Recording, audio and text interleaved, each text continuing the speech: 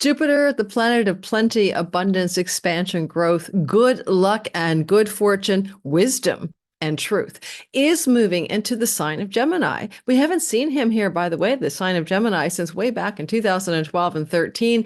So it's a big deal. It's a 12-year cycle. And he's stepping into the Gemini part of our Western tropical zodiacal sky, drum roll please, on the 25th of May, and does not leave this part of the sky until next year around the 9th of June. And this means that for these 12 months ahead, we are going to see good things happen in the Gemini part of the collective sky and your individual natal chart. So we're going to talk about the cycles of this Jupiter in Gemini story, as well as what it might mean for you, not only in the past by looking backwards, but for looking forward as well. This time, Jupiter is hooking up with Pluto and Aquarius. And guys, we haven't seen this positive trine between air sign Gemini, Jupiter, and air sign Pluto and Aquarius since the 1700s. I'll be doing a whole video special on some of that. But for now, we're looking at this intensity and power and this overview today so that we can get a good grasp on how this might play out for us in the year ahead,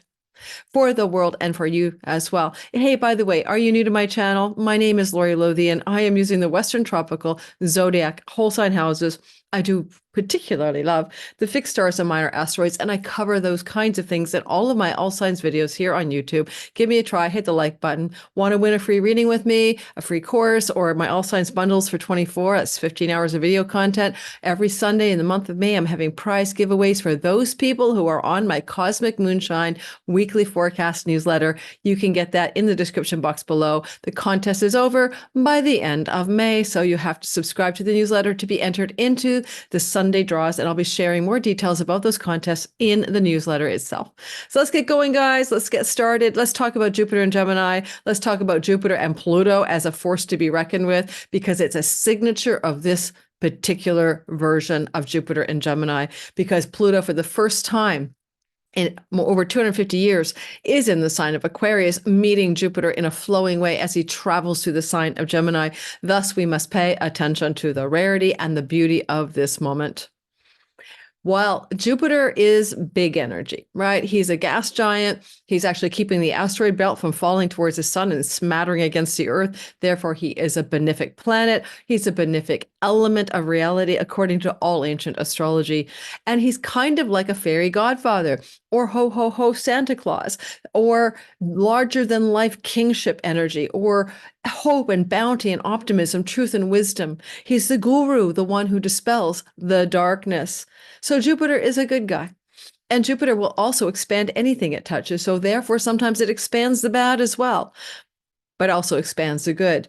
Ultimately, even in expanding something that's bad, Jupiter's trying to bring something good into life. You know, often when Jupiter crosses someone's marriage house, the descendant especially, people expect everything to go super swell. And often it does. People get engaged, get married. But every now and then, Jupiter will end a relationship by that same token, because it's a blessed, necessary, good, benefic time to end the relationship. The wisdom is there in the ending.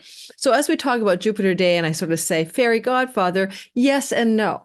I mean, we want life to be on our terms. We want to be rich and famous and healthy and happy and in love and everything else, and have children. Jupiter rules children and education. Yet at the same time, life sometimes gives us some lemons so we can make lemonade. And as Jupiter goes through this sign of Gemini, there may be a bit of both this year ahead. Jupiter is in the sign of his detriment or debility, or also exile. So Jupiter is kind of like in the place where you'd find information. And Jupiter's like, wisdom, please, knowledge, it's much deeper. Jupiter doesn't really want to pay so much attention to the details. He's a big picture guy, right? He's like, I'm king of Mount Olympus, can someone get me the scribe Mercury over here to take notes about what I want to do?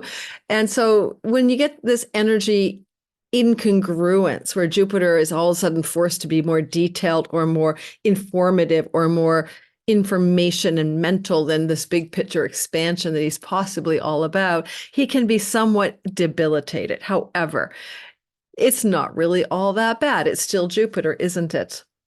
And also, we need to look at where Mercury is. So, as I go through some of the exciting things that are happening with Jupiter, this particular version, I'll be talking about where Lord Mercury is, because Jupiter is a house guest in the sign of Gemini, which is Mercury's home kingdom. So, depending on how Mercury aligns with what Jupiter's doing at any given time in the next 12 months, from May the 25th to June 9th next year, we can see some support from the domicile lord to help Jupiter really work in the place of his discomfort. Now, it's useful to be historical and go backwards in time to look at the last time you had this happening in your Gemini whole sign house of your natal sky. If you're not so sure what your rising sign is, or you want to learn to cast your chart in the traditional whole sign house system, please check my description box freebie section below, where I have a free tutorial on that, a free meanings of the 12 houses PDF, and more. Lots of free stuff under my description box.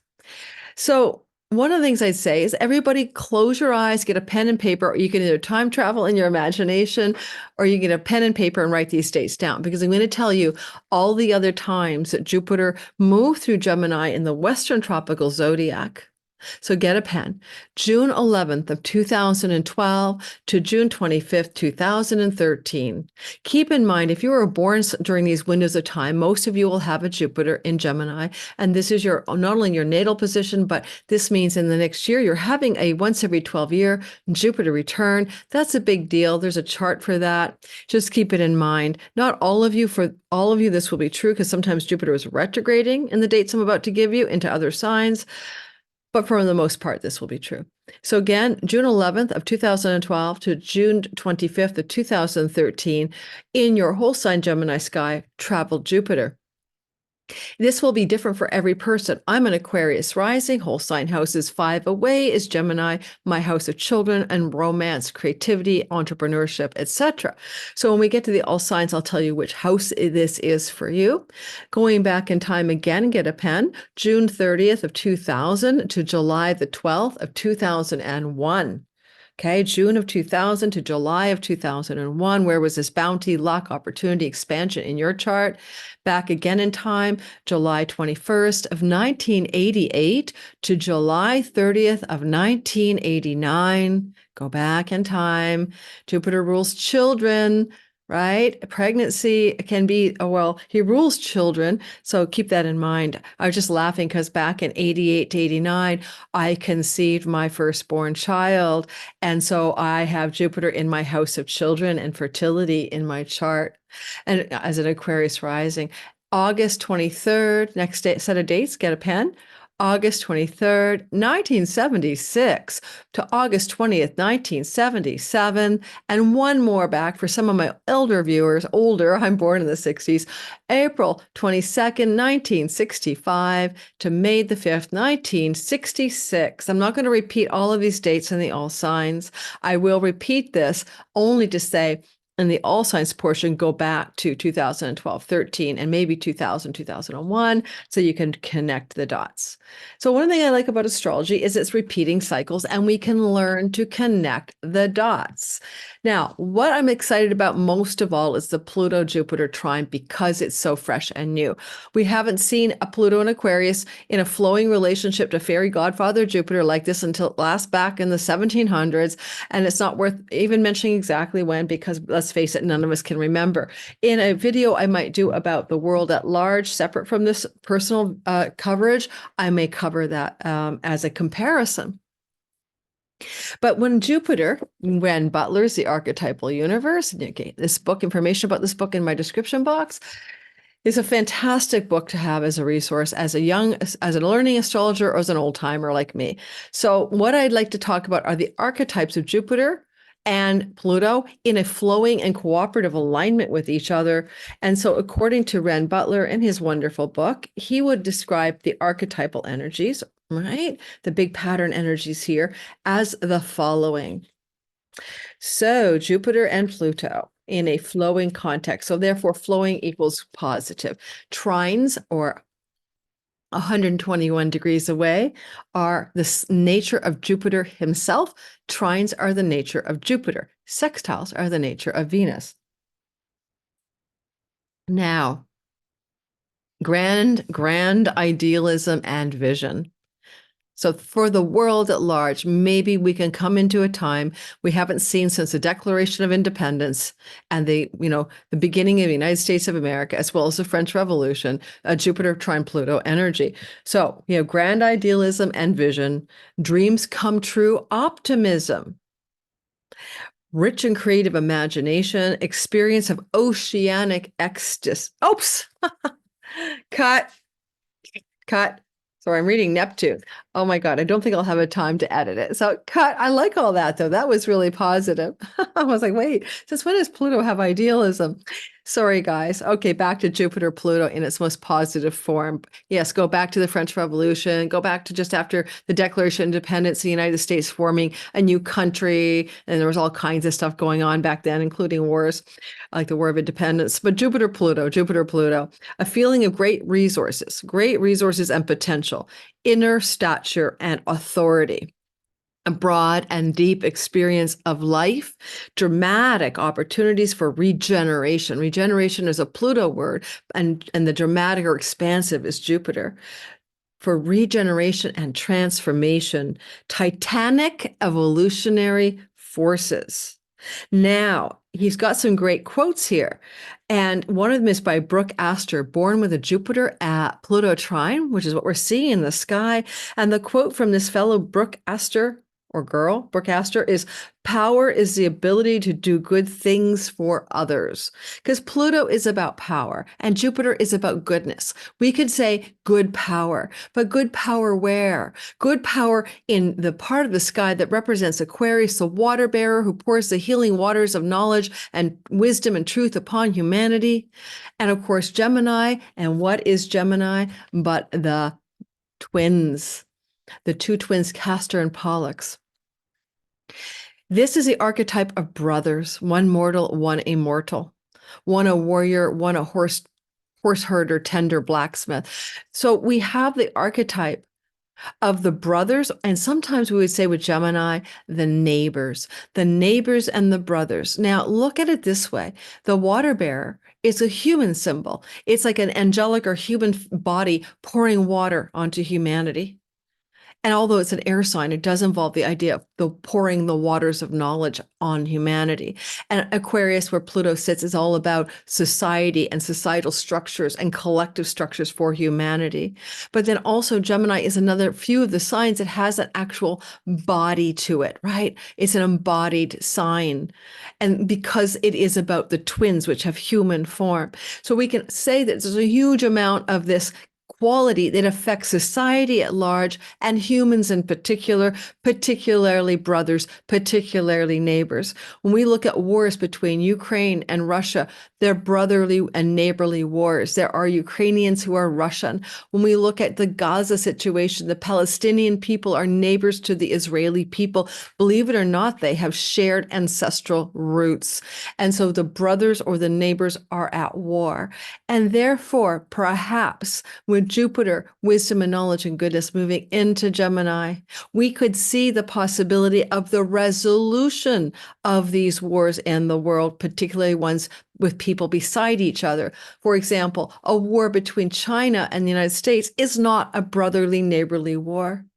In the United States Sibley chart, as a Sagittarius rising, Gemini represents the house of open enemies and adversaries. And when Jupiter moves into the Gemini part of the chart for the USA over the next 12 months, it could be possible that that also could mean power and expansion and growth for the open enemy of the United States. And the United States thinks that Iran and maybe China are clearly open enemies, right?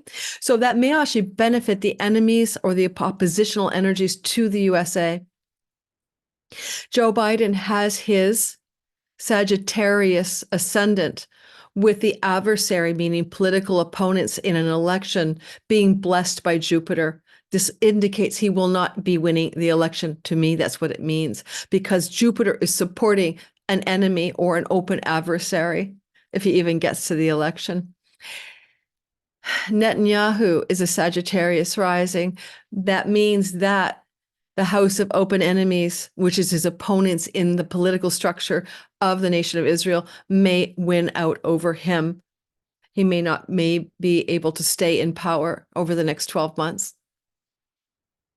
So keep all of that in mind, right? That's a general thing I want you to be aware of. When we see Gemini as a sign of the brothers, but also in these people's charts, Biden, Netanyahu, and the nation of United States, this is the enemies or the adversaries or the opponents for these people and these these nations, right?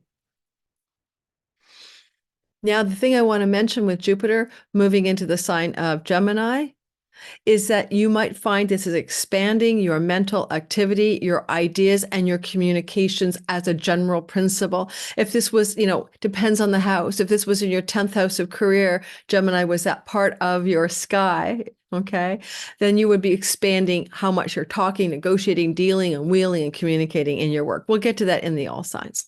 All right, so I hope that was a good overview for the general understanding. One last gasp on the Jupiter-Pluto story from Renn Butler's The Archetypal Universe. He also says, the urge from below to above never ceases. The great upward drive by the psychologist Adler, who has a Jupiter-Pluto conjunction. And it can be things such as brilliant gifts of organization, career drive and empowerment, especially through education, intense urges for improvement, driving for superiority and onwards. So it's a very positive energy when Pluto and Jupiter are collaborating together in our sky. I hope this is going to, as I said, be a cessation of some of these wars. Pluto, of course, can be connected to atomic energy or to nuclear energy. And that also is a little daunting, but Jupiter's flowing. So like if there was a Cuban Missile Crisis type event again, this could mean Jupiter will try to solve the problem. Now, I can't possibly cover everything that's going to happen in the sky. It's not possible. This is a year-long transit, and I have my weekly astrology and my special monthly videos all through this 1 year that will cover your sign in individual storylines. But I'm going to give you the overview of what I think are the 6 most important things that Jupiter does in this transit through Gemini. And then we're going to do your sign and take a look at the chart. Number 1, Jupiter trine Pluto. We covered that. How rare, how powerful, how cool. And Pluto is retrograde. That doesn't really matter. He's heading backwards into Capricorn. It's just still Pluto. Number 2, we're going to see Jupiter in a flowing relationship to the North Node in Aries, where these eclipses have been happening, and the South Node in Libra. This perfection is happening when Jupiter is at 10 degrees of the sign of Gemini on July the 9th. Given that this war started with an eclipse in Libra, the Hamas-Israel war, then we're going to see something turning around here around July the 9th. One way or the other, this Jupiter flow to these pivot points connected to this war is going to indicate something positive. The South Node in Libra is on the ascendant of the nation of Israel. And therefore, this is impacting Israel in a positive way, or Jupiter's trying to solve a problem that Israel is dealing with. And of course, war is a problem. But at the same time this is happening, there's also a wedge forming in the sky with Mercury. And why do we care about Mercury? Because Mercury, who will be in Leo at the time, right? Mercury will be in Leo on July the 9th. This is going to mean that Jupiter will be from the sign of Gemini in a state of flow to where Mercury sits. And that is going to be very auspicious, meaning that Mercury can really help Jupiter do something positive. And Mercury is deals, negotiations, contracts. Yes, Mercury is in a sign of the leader, king. Leo is a sign of the king. So we may see leaders and political leaders and contracts and agreements, something flowing regarding war stories, and maybe some kind of solutions around that time, July the 9th. A week before and a week after. Then Jupiter on August the 13th will conjunct Mars. This is heavy explosive energy. Jupiter expands Mars. Mars is bombs, guns, shooters, explosions, directions, construction, fast-moving piloted objects like planes, trains, and automobiles, Jupiter. Jupiter Mars can explode something, and Jupiter Mars were involved in something in the sky when there was this big explosion in the port of Lebanon a few years ago. So we don't really particularly like or dislike it. We just don't know what Jupiter's going to blow up in Gemini, where Mars will be. Gemini is usually communication information, but we know it's at war between brothers or neighbors, and Jupiter could blow that up a bit. So we're looking at some problems in August. Now, Jupiter generally means commerce and commercial activity, and Mars is, of course, cutting, ending, blowing up, severing. It's a malefic planet.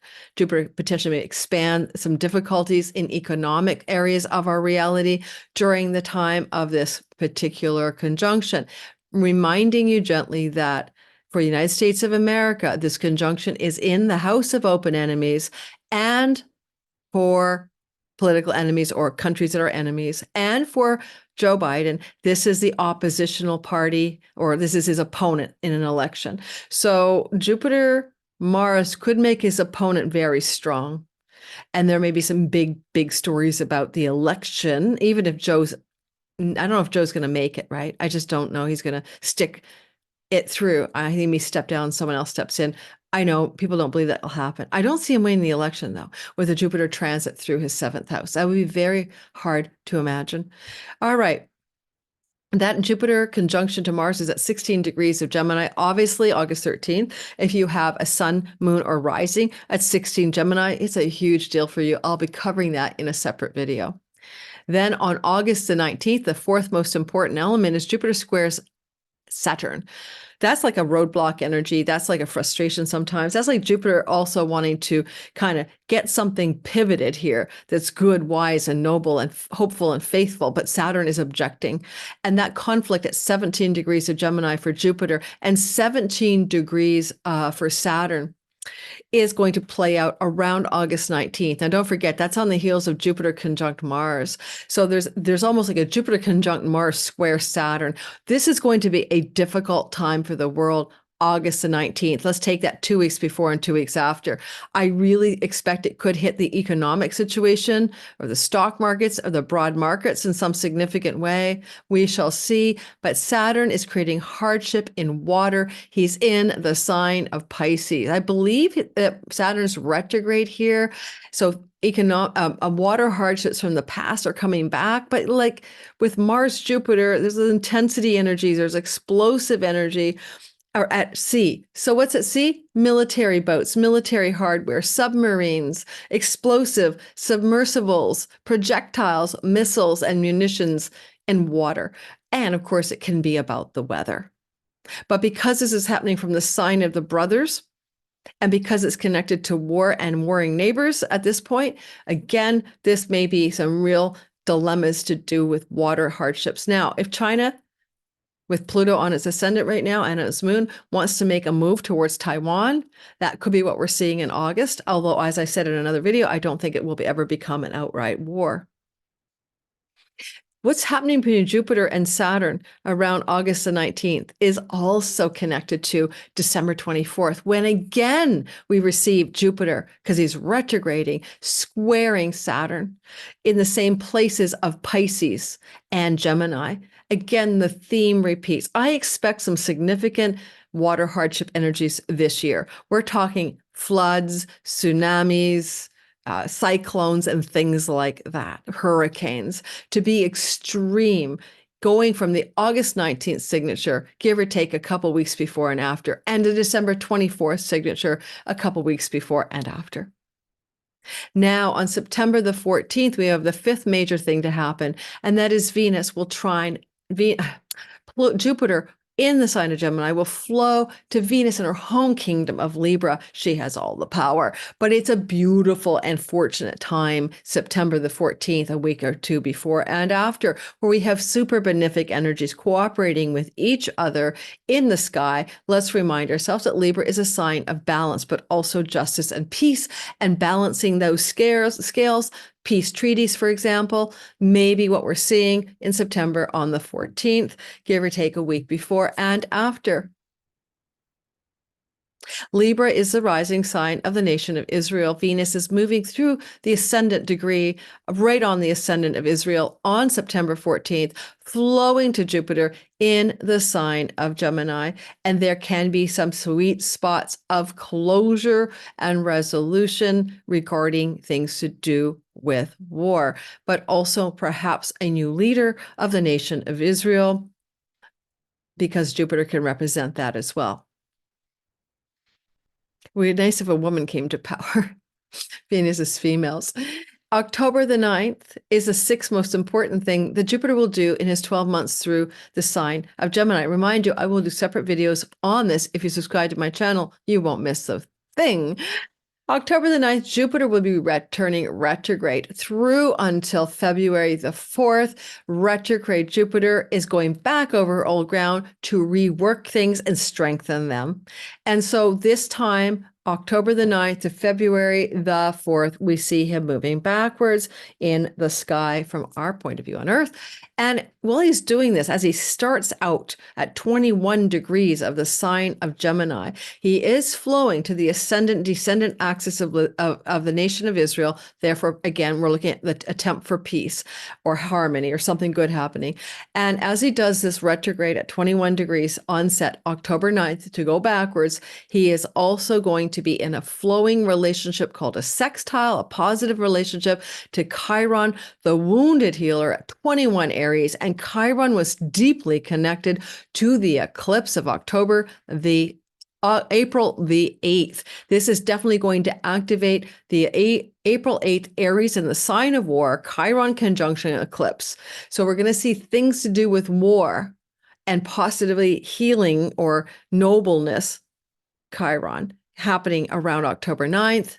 And when he starts off his retrograde, Jupiter is also trining Mercury, who will be in Libra, and the Sun that will be with Mercury in Libra. Sun is leader, Mercury's contracts, negotiations, and deals in Libra, the sign of peace. All said and done, I think we're going to see attempts at peace starting September 14th with the Venus trine Jupiter, and some attempts at consolidation of peace and peace treaties in the world in various places, by the way. It doesn't just have to be the Middle East, October the 9th through to February the 4th. Those are the big stories. I hope that wasn't boring. Don't forget, I got a little cheat sheet here. These are the dates that you have seen this before. I wonder if I could hold it to my camera for you guys. Give me a minute. And you could just screenshot this. This is my terribly messy handwriting, but let me just do that for you. If you want to just screenshot this, then you'll have a copy of this on your phone or your device, right? Does that work? Huh?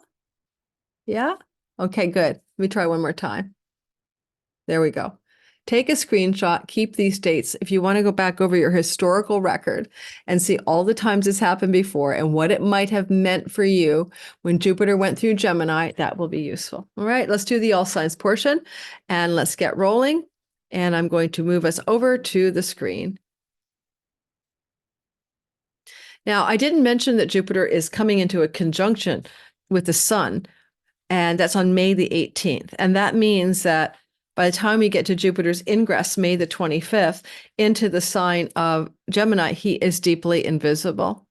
Okay. He's also midwifing a star point of Venus conjunct the Sun with Mercury co-present on June the 4th, which is a whole celestial story I'll be doing a whole damn video on. And I'll probably invite my favorite Venus expert astrologer, Louise Eddington, to join me in that recording. But in the meantime, because Jupiter is not visible in our sky, because he is so close to the Sun, I don't think we're going to see anything particularly useful regarding peace and peace deals that last. That's my thought. I could be wrong. Now, I'm in the years. I'm going to put us forward to here, and I'm going to go backwards here. Give me a minute. For some reason, my whole chart is way off, and we're going to come back to the beginning of this transit. Okay? Woo! Now we're going to go ahead by weeks because I am moving the chart. Hey, there we go. Okay, so as I said, this is the beginning of a transit on May the 25th, where Jupiter ingresses or moves into, ingress means moves into the sign of Gemini. It's on May 26th, or 5th, depends on your time zone, really. Okay, so everyone lives in a different time zone. But I mean, for most of us, let me double check, it's going to be on the 25th. There we go. Yeah, 7 p.m. on the 25th. Yeah, it is the 25th. In my country, Canada, on the West Coast, it happens to be a transition around 7:30 in the evening, Pacific Coast time, okay? On the 25th. It doesn't matter the actual moment this happens. It's a year-long transit, but reminding us all of the dates in the past for each of our signs. So go back and look at, June of 2000 to July of 2001, June of 2012 to June of 2013. So you can make some life comparisons. Now, as Jupiter ingresses in here, as you see, he's so close to the sun at 5 degrees. He was invisible already. That's the thing. An invisible planet, roughly 15 degrees away from the sun. Sometimes Jupiter's visible at 10 degrees away from the sun, just to be clear. But to be safe, Jupiter in the heart of the sun on the 18th. I'm just taking the chart back. Okay, there's the sun at 10, 12. It's ostensibly true that Jupiter is kind of invisible from the end of April. Alrighty, from the end of April until possibly June the 8th. Okay, so most of the month of May, with your visible eye, you cannot see Jupiter. Let's just say simply not until early June is he maybe like around the 9th, getting 15 degrees away from the sun, and we can see the planet again.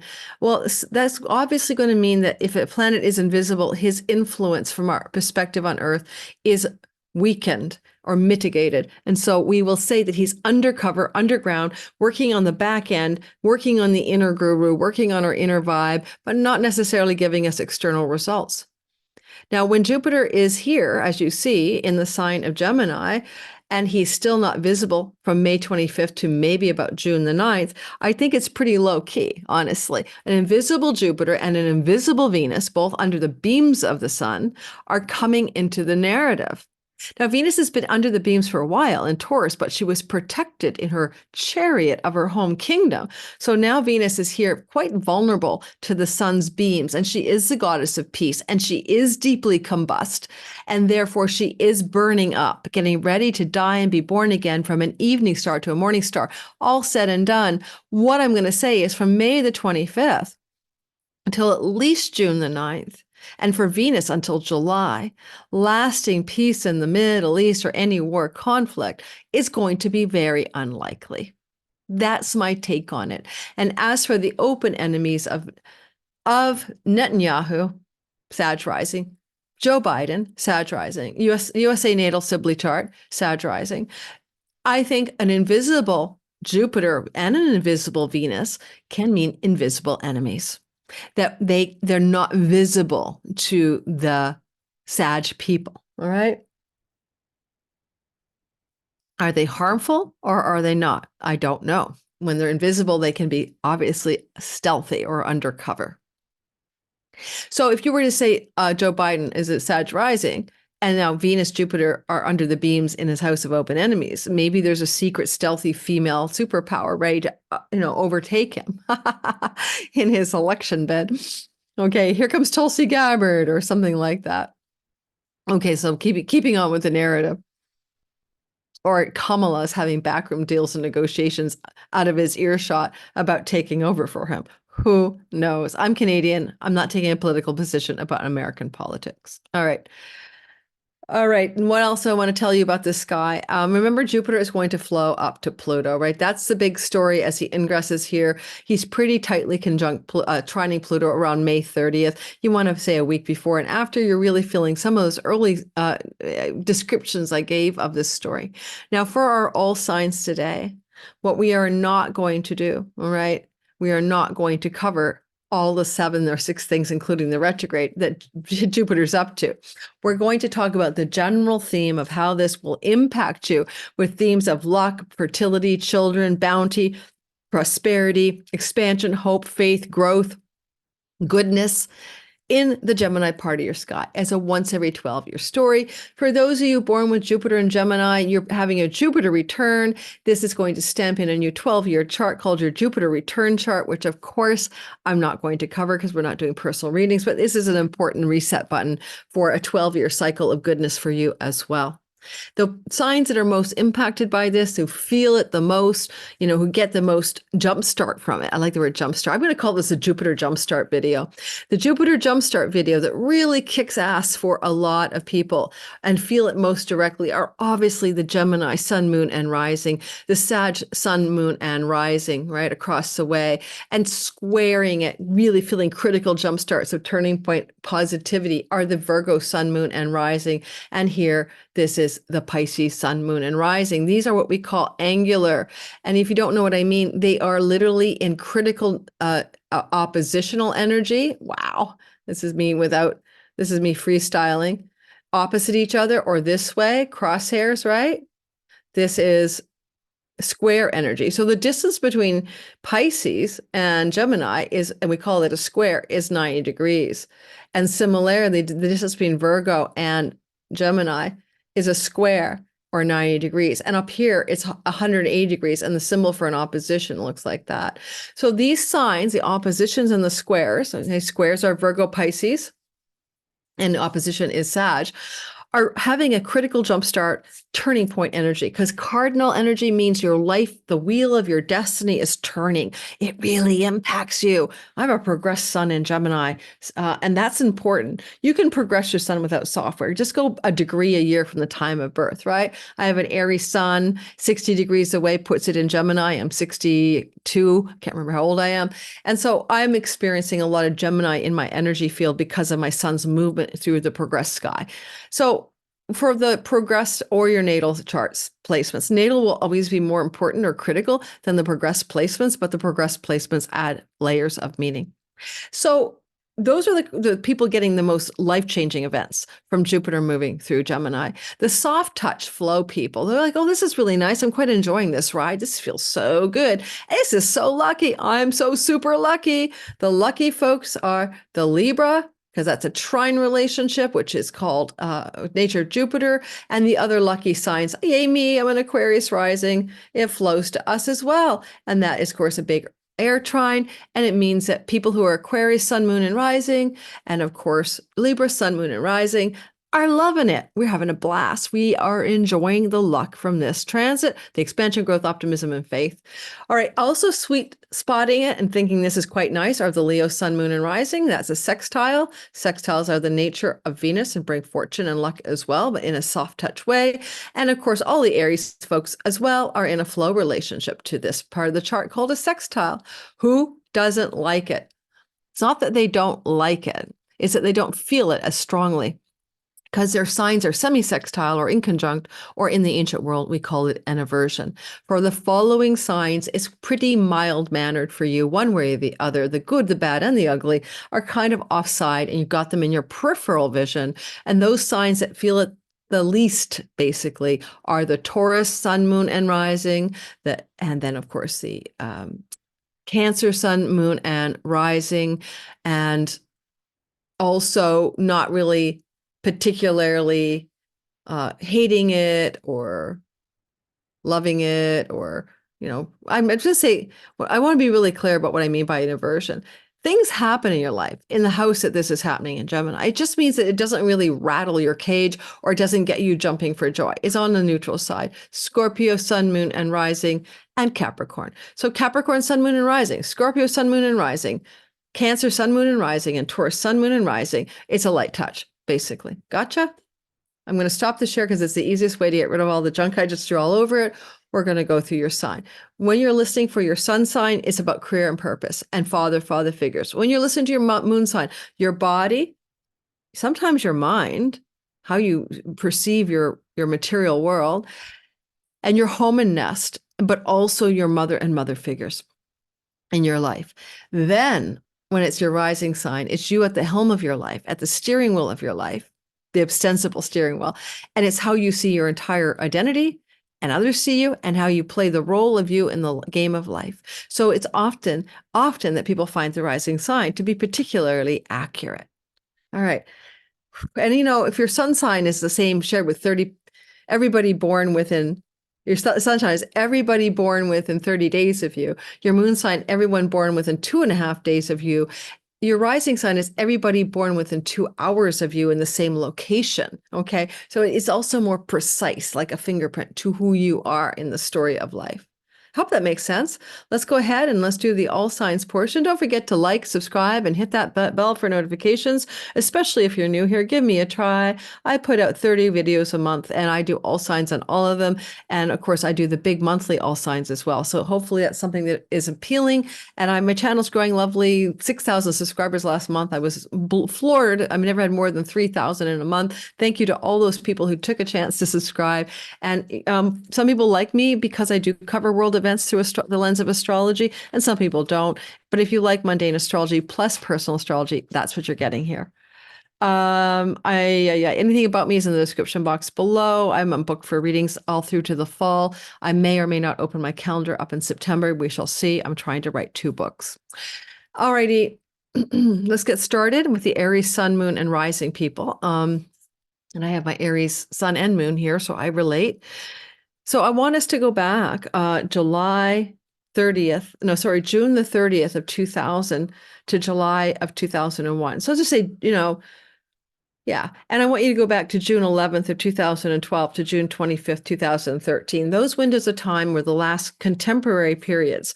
I already mentioned, also July of 88 to July of 89. So go back to those time frames in general and ask yourself, what were you feeling to be you, bounteous, lucky, and prosperous in the 3rd house of writing, communications, short distance travel, skills-based education and learning and teaching, things as well to do with siblings, especially younger, and extended family, aunts, uncles, cousins, and nieces. And maybe this 3rd house also would have played out for you as prosperous and lucky themes that connected to the idea of something you wish to communicate or ideas you wish to incubate in your life. It is also your neighborhood, neighbors and neighborhood, expansion, growth, and opportunity in this part of the sky. Now, it's interesting because not in any of those times, June of 88 to July of 89, or June of 2000 to 2001, or June of 2012 to June of 2013, in none of those times did you have a Pluto overlording here. Pluto in your 11th house flowing to Jupiter in your 3rd house. And therefore, the signature is about power and transformation in your circles of friends and belongings and the gains financially from your career path. Those things are going to really intensify. Some of you may expand your friendships to powerful, wealthy, and significantly influential people who wish to be a benefit to you and assist you in some way. Some of you may also find that this is about writing projects at some meaning or educational opportunities, and it's coming to you in this window of 1 year. Remember, at the beginning of the video, I gave you the dates, of May 25th this year to June 9th next year. This is ideal for lucky opportunities for skills-based teaching and learning, as well as favors from friends and allies and benefactors that really want to support you. If it is about distance travel, it's travel to connect to groups and groups of belonging. Funny enough, I'll be on a pilgrimage in El Camino when this is happening, when this trine to Pluto is occurring. And so therefore I'm traveling with a group. I'm an Aries sun and moon, remember? Now, because this energy is repeating itself, you want to go back in the past and make comparisons. I always ask you to do that so you get a flavor of it and get a sense of it. What's different about this as well is there's that square to Saturn. And some of what goes on here in the 3rd house has to pass Saturn's taskmaster energies. Saturn will have an eyeball on this and go, really? Let's be serious. Are you sure? Are we being realistic? And then when Saturn's asking those questions in the next year, he's asking it from the 12th house. And that's the house of your own self-undoing, addictions and habits, but revenue generated from far off in foreign lands, as well as travel to far off in foreign lands, intersecting the story for the entirety of the year. If I go back to myself in 88 to 89, for example, right, to compare me to this time frame, I was living in Manhattan and I was writing fiction and taking classes in short fiction and began to get successful awards and rewards because the 3rd house is a writing house. And when I go back to June of 2000 to 2001, what was I doing? Trips, travel, siblings. I traveled with my siblings to Findhorn, Scotland. And when this was happening back and many other things happened there as well. And when I look back to June of 2012 to June of 2013, a lot of travel was happening because it's a travel house, okay? And it connected me to lots of trips out with Scotland as well. So you may find that this is a pattern. You can see, connect the dots, find repeating themes. Writing was very big for me as well. June of 2012 to 13, I was a writer at Goodman Project Magazine, Elephant Journal. I was an editor, and I was writing widely and copiously, a Huffington Post. I was a HuffPost blogger, all over the damn internet during that time. So I could expect, as an Aries sun and moon, that those things will return to me again on steroids. This is a benefic energy with Venus here as well, especially as he ingresses. And then ultimately, I'd say this can bring you some really great positive outcomes with siblings and extended family members, or auspicious developments with neighbors and neighborhood elements of your life. If you are single as an Aries and you want to start dating, the third house could be the dating apps. And therefore, this whole year can be an opportunity to date or to go out and socialize more in your local neighborhood, to enjoy the daily fishbowl in which you swim. Your daily life becomes more joyful, jubilant, and happy in some fundamental way. And your connection with siblings in general becomes stronger than it really usually is. I'm meeting with both my sisters, for example, in July to spend time with them, and I haven't had a three sisters trip in years. So those kinds of things increase for you.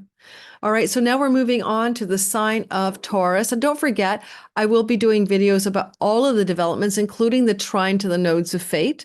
So there's more ahead. I mean, trine to the south node, sextile to the north node that's happening, and a wedge around July the 9th. It's very exciting and very beautiful elements of energy that strengthen the change axis of those eclipses. I can't wait to do that video for you guys in July. Now I am going to move to the next sign. So let me get it ready for us. Subsidiary chart. So I'm going to just change the system to not whole signs. Okay. I got to move it to the hours. I mean, away from the pinned Aries. I mean, whole sign houses. There we go. Now I'm in Scorpio land. I had just pinned the chart to Aries. This is Astro Gold for Mac, if anyone asks me, wants to know. All right, let's move ahead and talk about you people who are Taurus, sun, moon, and rising. Let me do a time check here. Okay. First of all, what I want to note is that you are having this story repeating itself from, July of 88 to July of 89. Go back and remind yourself. And then June of 2000 to July of 2001, and June of 2012 to June of 2013. And here we are again, the fourth time, well, in these periods of time, every 12 years. Jupiter is moving through your second house of money, earnings, possessions, resources, savings, assets, possessions. It's like the thing that you need in order to survive, right? Basic needs of life are here in order for you to have food, shelter, water, and survival and thrival. It's also your face and your voice. Now, technically, when Jupiter comes through this part of the chart, your financial wellness is increasing. And it will increase over time. Jupiter will give you the best juice of this always when he leaves, because he's planting golden eggs of prosperity here. When I had a Jupiter transit in my second house, I taught my first Sky Reader class, and it's a really great part of my teaching program and prosperity. I'm teaching again in the fall. And so I seeded a new course that I was teaching when Jupiter went through my second house. This is for you, Tauruses. Golden eggs of financial prosperity, resourcefulness, and bounteous possessions are coming to you in the next year. It can literally be good for salary, income, earnings, jobs, etc., especially with Jupiter flowing to the node of fate in your sixth house of work. This is also really good to improve your health by finding greater solutions to health problems through dietary change, and expanding your knowledge and wisdom and understanding of the things you may ingest that do not support your better wellness. And especially with Mars and Aries, oh my God, as this Jupiter ingress begins, this is going to look like a potential letting go of addictions, kiboshing your addictions, bad habits, and patterns completely. I had to get Jupiter here. And so if those are undoing you, addictions are undoing you as a Taurus, those are coming to a screeching prosperous and bounteous halt. Now, Jupiter here is good for a year of dental work or facial improvement, especially with Venus starting off there as well. It can be really good for cosmetic procedures to beautify your face. And that is one of the stories, our teeth or veneers, that can be very significant for many Taurus sun, moon, and rising in the next 12 months. If you make a living as a teacher and Jupiter moves to your second house, guide, instructor, teacher, this also can be very lucky for you. It's basically a lucky money story. Now, Jupiter owns the 8th house of inheritance, and I'd be remiss if I didn't mention this, that Jupiter is possibly going to bring you an inheritance from a father figure. That's because Jupiter is connected to that Pluto in the house of the father. And therefore, some of you may experience some bounty from elders in your family line, or elder men, or, well, not elder, sorry, just men, father figures, though, not peers. If you're doing a divorce settlement, dividing assets with a spouse, and you are Taurus, sun, moon, or rising, this is also beneficial. And Jupiter can also help you prosper regarding themes of mortgages and finances and loans, etc. Those are all up his sleeve in the next 12 months ahead. Because of the flow to Pluto, a lot of what Jupiter's trying to do is bring you more power in your career and reputation, more authentic wealth and power. This is a wealth yoga, Jupiter and Pluto, wealth and power in your career and earnings and possessions part of your story. And just for some of you, there may be some property wealth stuff as well, getting an inheritance property, selling a property, buying a property because of the sun in the Jupiter ingress in Gemini and connecting to the matters of the 4th house. You will have to wait for Jupiter's visibility at the very least in the beginning of June, let's say June 9th onward, to see some of this prosperity story begin to emerge as visible narratives. The ongoing square, from Saturn in your 11th house are your friends and allies. You're paring away, you're grim reaping, you're constricted and constrained. Some friends may move away, and you might feel that is also a bit of a hardship. But Saturn also is very much about the long game in your earnings and career story up there. And he's helping weight Jupiter's enthusiasm and exuberance so that you may save more money than you normally do, or make more money in a stable and long-lasting way. For instance, finding a really solid place of employment where you can count on that money to be there for you rather than something short-term. If you have a pet that's maybe elderly or ready to pass, I hate to tell you this, but Jupiter here, it says blessed endings and positive endings for pets that may be ready to leave the world. That's one possibility as well.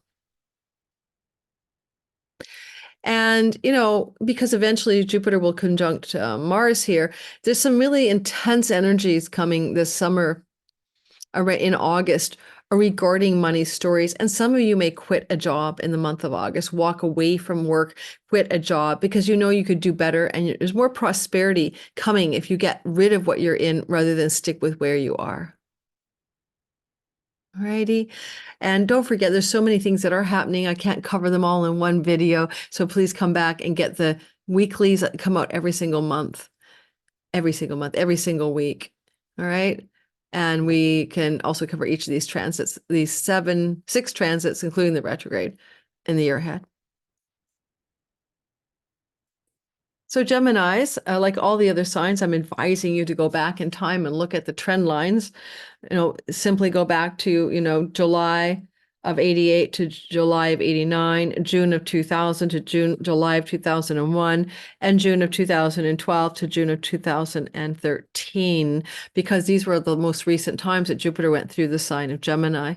This is the house of you. This is your identity, your body, your mind, your steering wheel, the way you see life, the way life sees you. This is your main character in the game of life, and you're being activated here by Jupiter to become larger than you already are. Now, ironically, pregnancy, muscle building, and weight fat gain happens quite often to people for that year. If you get a little larger for whatever reason, don't worry about it. It's good for your health because Jupiter will find ways to find solutions for health challenges, and he can bring you bounty as well in your life, including luck. You are bountifully lucky during this transit. Luck finds you. Now, if it was your sun, it's your career luck. Your moon about home and real estate, your ascendant, everything in your life turns lucky. You have a Midas touch without the downside. With Jupiter here, you are wise and more knowledgeable, and you are leaderful, and people might be drawn to you. You might have a magnetic quality where people want to spend time near you, be with you, follow your lead. You can be generous and gregarious, magnanimous, and jovial. You're carrying the archetypal Jupiter within yourself. Jupiter here also is in that trine to Pluto for the first time since 250 years, and that is going to help you realize some incredible wealth and prosperity and power elements to do with book publishing in the next year, academics and colleges, visas, foreign short travel, things to do with a powerful wealth and third marriage environments, things to do with powerful spiritual transformation. The ninth house is the house of God. And if you need to have powerful success in court and legal matters, that can happen here as well. In one of the two systems that can be used for delineating the house of the spouse, this would be the house of a third marriage type, long-term committed live-in partnership. And there's bounteous positivity in that as well.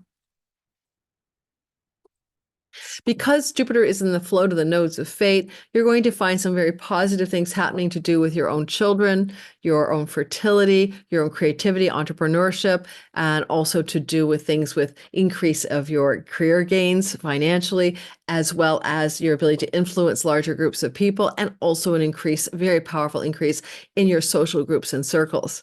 Those are all on the up level and uplift for you over the next 12 months. I think that ongoing square to Saturn is to say you're working really hard to climb the top of achievement mountain where you are the masterful authority of something in your career path. But often this can lead you to retirement energies or stepping away. And maybe with Jupiter giving you this magnanimous sense of bounty, some of you will choose a lucky ending or stepping away from one element of a career path in the next year. But you may also just ascend to greater mastery as well, but it's going to require a lot of work because that's what Saturn's doing up there. He's grinding to increase your success in your career, but maybe for some of you to step away from something that no longer is working for you. All right. And, you around July 9th, there's a Mars-Jupiter conjunction. You've got the sword and the expansion. There's something very critical about actions and decisions and power of decisions you're making around July the 9th that's going to have a huge impact on the rest of your year ahead with this Jupiter transit. You can be making executive command decisions and actions around July the 9th for sure. Okay, so let's remind ourselves that Jupiter rules your seventh house, and that's the house of marriage. And so you may be making decisions and actions around clients, audience, and marketplace. Those are seventh house matters, but also around marriage partners and business partnerships as well. Big critical turning points in July. Now I'm just going to pause, grab a little chocolate stash, and be right back. So hang in there. I don't want to stop the recording. I want to pause the recording. Don't forget to like, subscribe. Please hit that notification bell and help this channel thrive so that I'm thriving, so that I'm making content that you can enjoy, and you get the drill. Algorithm loves the like button. Okay, moving back to the next sign. We were just finishing with Gemini, and now we're moving forward. Cancer, sun, moon, and rising sign. Well, first of all, I tell all signs to go back to some of the later times of this transit, July of 88 to July of 89, June of 2000 to July of 2001, June of 2012 to June of 2013. Rinse and repeat. This is Jupiter moving through the sign of Gemini, your 12th house of self-undoing and self-sabotage, hospitals, insane asylums, prisons, isolation, underprivileged, underserved peoples, foreign lands, and foreign shores, especially for commercial enterprise, as well as activating a lot of the energies of addiction. So every time Jupiter comes through here, the 12th house gets some blessings, but it's also very subtle. And ultimately, it's a full spiritual liberation house. And when Jupiter comes into this part of the sky, your spiritual life can thrive. Gurus, teachers, and guides can come to you. And also, you may be highly preoccupied in the next year with learning. You may want to go back to college or university or take a skills-based learning class or a licensing degree or something like that. And many times people do indeed study with this transit. I remember that when Jupiter moved through my 12th house, I believe I was learning archetypal astrology with Renn Butler. So and it was a multi-month course. So longer courses of study, as well as shorter courses of study, captivate your attention as a Cancer. And with Jupiter here, if you do have any kind of challenges where you do things that are, sabotaging you, like you're your own worst enemy, Jupiter can help you get rid of that problem, where you figure out something much better. Jupiter can make you also really, really want to be doing things that people can't see you doing, like, behind the scenes, where you're like working away on a writing project, or you're doing something off the stage of your life, but it's, kind of very about increasing your luck and your bounty, because you're taking the time to work on those matters. Now, bed pleasures are here, and Venus is star pointing with Jupiter. And so she is the house god. She is the goddess of sexual enjoyment and loving the pleasures of life in general. And Jupiter is helping expand that. And if some of you have had a lackluster enjoyment of your sex life or bed pleasure life, this looks like a year in which things can turn around and things can be way more enjoyable, especially with the trine to Pluto in the 8th house of sexual tantric type intimacy. However, Pluto is in a money house, and this is an inheritance house or division of assets with a spouse. And this trine, well, it's playing out for the next year in, one way or the other. You're going to sense into this as a kind of where you can find your empowerment and transformation in your psychological and spiritual life. Pretty important in the next year. But also how you can reinvent your reality, because Pluto in the 8th house is deeply, deeply transformative of your psychological space in your life. Pluto here also can increase your wealth through inheritances, as well as shared assets with a spouse, including assets that come because of the passing of a spouse. This is going to be in effect with some Jupiterian bounty until June 9th. Remember, this is a transit from May the 25th to June the 9th. That ongoing square from Saturn in the 9th house could give you some difficulties in having to be more realistic and more disciplined and focused regarding studies, education, foreign travel, and spiritual beliefs. Saturn here is really hard on you if you have a spiritual belief that's pretty traditional, like, the rosary or some religious tradition. And Saturn in a square to Jupiter, who would prefer spiritual but not religious, really, is coming into a conflict. So some of you may be having a little losing your religion in the next year ahead, or having to refine it into something more deeply, authentically knowledge and wisdom based, rather than dogmatic and liturgic or following the rules of the religion. So some of you may break from a religion in the next year of this transit. The flow to the nodes of fate, ideally supporting greater career expansion and success, basically, and also the ability to let go of a home or homeland and be able to release that if needed, sell a home, let go of a home, move away from your home. That can be also indicated here. You have luck, though, with mortgages and real estate matters during the entirety of this transit. So if you need to buy or sell real estate, or we're ready to do that, this could be very auspicious. And if you need to make a fundamental decision or break away from a spiritual path, a religious tradition, an academic path, a quitting an opportunity for travel or changing your mind about it, that's really important with the Jupiter conjunction to Mars around July the 9th. That's a major story for you at that time. And Jupiter can bring you a bounteous amount of prosperity from situations and people involved in hospitals and prisons and mental health institutions. Okay, that's kind of a bunch of 12th house matters.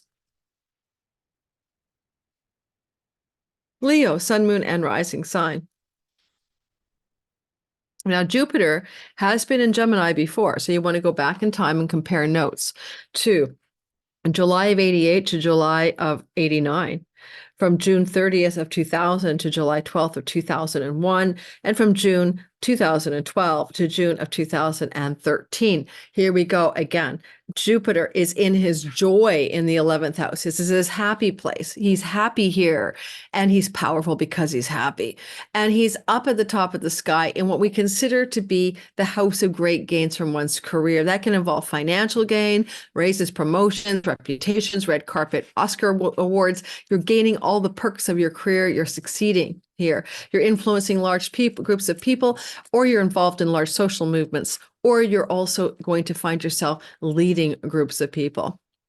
You're expanding your social groups, networks, and friendship circles, and your influence as well.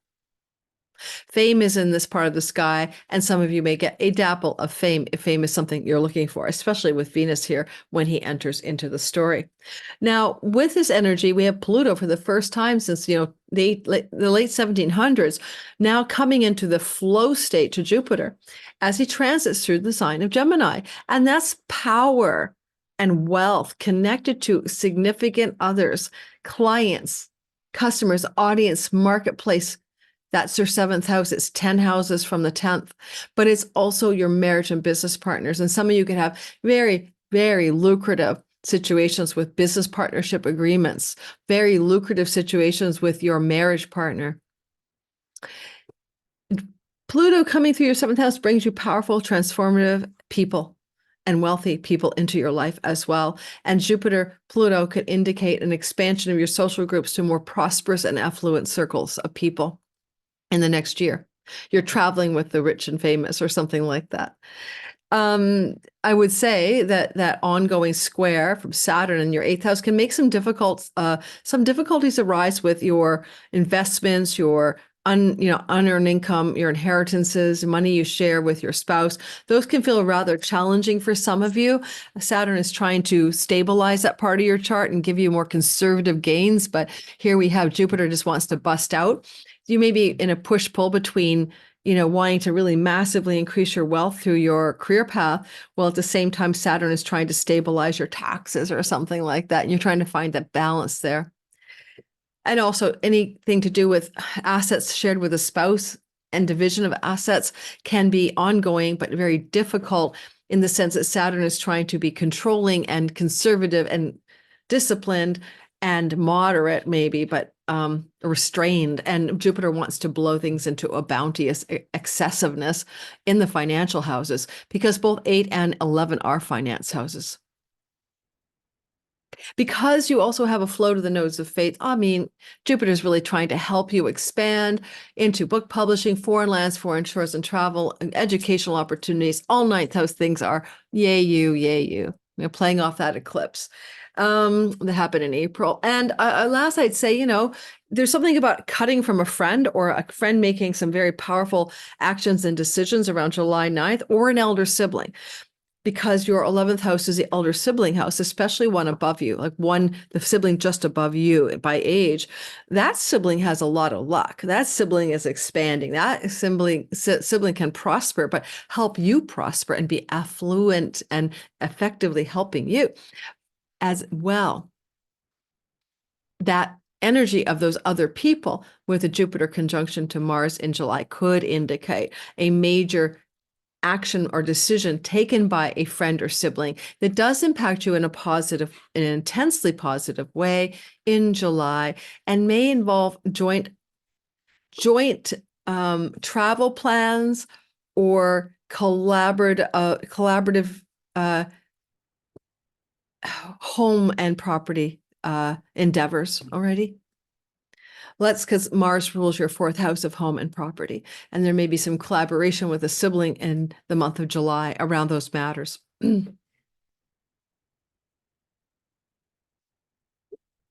Virgo, sun, moon, and rising sign. This is an amazing time for you to see Jupiter back in your career house, giving you incredible luck and opportunity when it comes to employment, career, rising up the ranks, raises and promotions. When did this happen last? Well, July of 88 to July of 1989, June of 2000 to July of 2001, and June of 2012 to June of 2013 to compare notes. How was it back then? So this is prosperity, abundance, expansion, but joy and enjoyment in your career. And you might be very much up for promotions, or the bosses love you up during this time. Or if you're self-employed, you're just rising to the top of success stories for your career.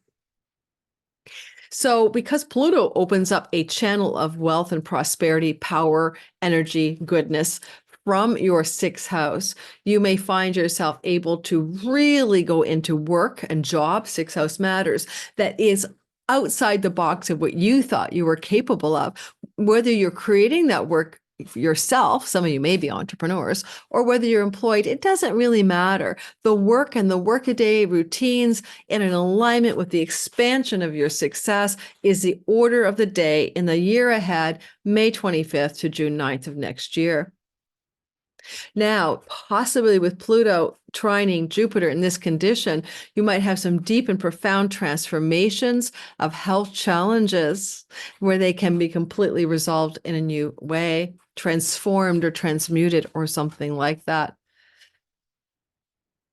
Venus is up here with Jupiter. We'll be talking about the star point on June the 4th in another video, but this can really bring you some blessed new beginnings in your career, especially as Venus and Jupiter become more visible June 9th for Jupiter and July for Venus, where as the summer progresses and we move towards August, you're looking at some really great up levels in raises, promotions, new jobs, expansion, growth, bosses love you, or you're the boss and you just do really well.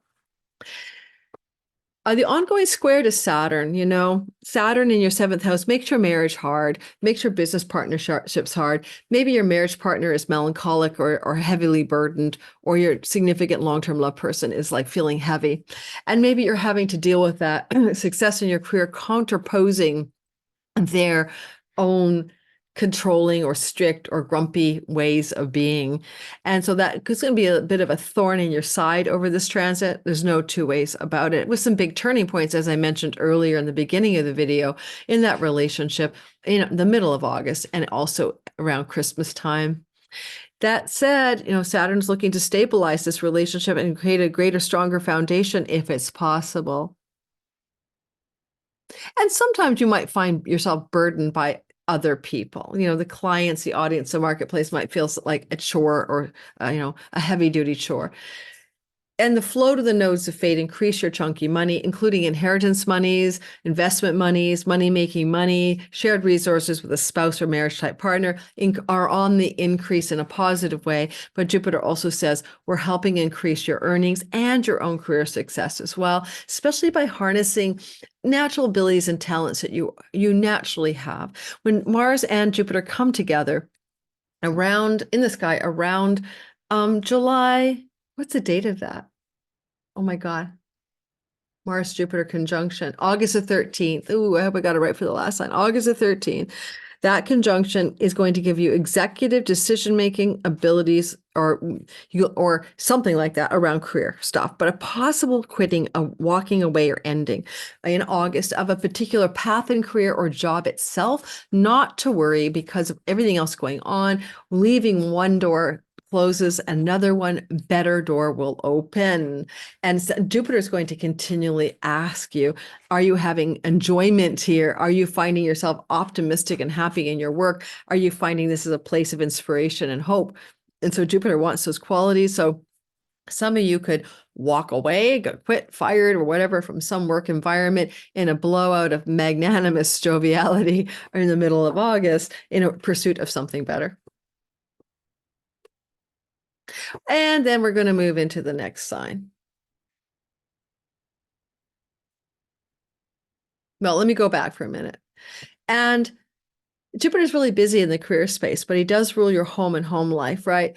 And you might be having to find a way to spend more time having more fun at home. Because I'll say for a lot of Virgos, you're really, really busy in your career expanding that. And you may be less inclined to pay attention to how you can find more goodness and happiness and joyfulness in the home and domestic life because you're pretty damn preoccupied with your career.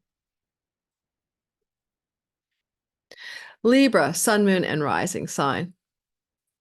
So Jupiter in the sign of Gemini, we haven't seen this combination of Jupiter and Gemini. Yeah, and since when? What is Gemini? That's your house of spirituality, faith and religious beliefs, third marriages, academics and academic environments, things to do with court and legal matters. I mean, certainly if you're in a court battle and you want to win the day, great, great, great, go for it. And father figures, expansion there as well. So Jupiter moving through here last happened in July of 88 to July of 89, June of 2000 to July of 2001, and June of 2012 to June of 2013. So here we have it once again. Where can you find bounteous growth and expansion here? Jupiter up here can definitely give you many opportunities for travel and safe and productive travel, pilgrimages, an increase of your spiritual philosophy and faith. Some of you may even get a religion. Guides, mentors, and advisors can be very auspicious for you, especially like, personal coach or business coaches and life coaches, or a pastor or a spiritual guide, all on the docket for the next year ahead.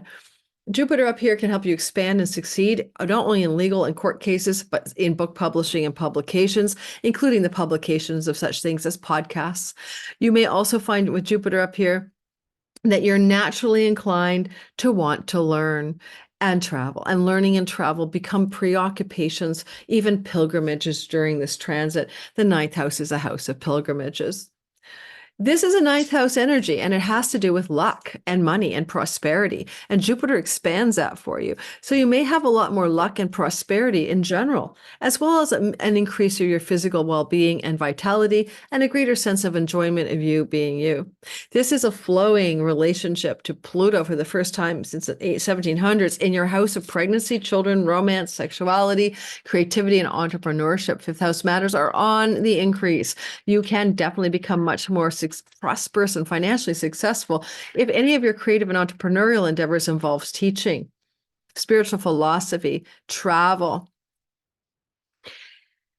With Pluto here, you are powering up a deeper layer of your being when it comes to what you wish to be creative about and in, as well as romantic life. Some of you, a new romance could form in a foreign country or with a foreign person under this transit if you are single. Or you're traveling to a foreign land and you find the most beautiful, powerful, intimate, transformative, and deep relationship of your life. Well, what about the ongoing square to Saturn? Well, that's challenging, but it's not the end of the world. Saturn is in the house of your work and work routines and health. Some of that is going to feel like drag for you. You got to be serious, disciplined, focused, grinding on the work, the job. And yet you want to be magnanimously traveling or expanding into publications or having a good time in your romance life, and you got to work. So work is a bit of a drag on your uplift, but you can increase your health challenges. You can improve your health challenges here with discipline, with knowledge and wisdom and things you learn in order to overcome health challenges in the next year.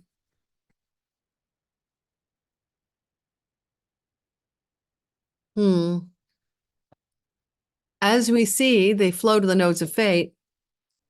If any of you would like to be in a relationship and you're not, that's committed and long-term, yay, that's going to come. If you are in one, it can expand that relationship and grow the margins of what's possible into something more bounteous and lucky.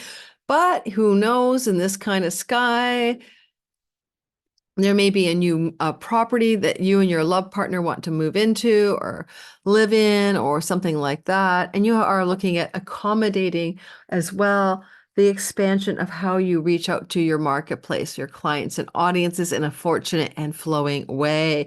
A lot of your focus wants to go outward towards others in order for you to succeed and thrive as you expand your reach and you bring in destined and powerful clients and marketplace expansions in the next 12 months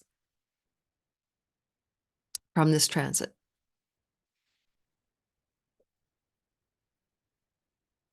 And I don't know, Mars conjunct Jupiter around August the 19th. That's your partner in business or love or a client or audience member making very intense, explosive, expanding decisions or actions, especially, sorry. What was I? Oh no, let me take it back. Sorry. This is happening in the house of you, but it sextiles your partner.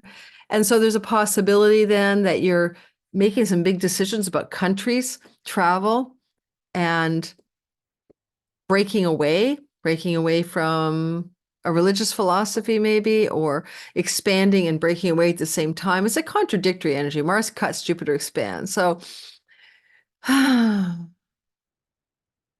something going on where a lot of you might look at the time frame of August 13th and see it as destined decisions with a significant business or marriage partner that can expand your reach in your, your work, but also maybe for some of you indicate some significant travel, even the possibility of a move, a geographical relocation with a significant other.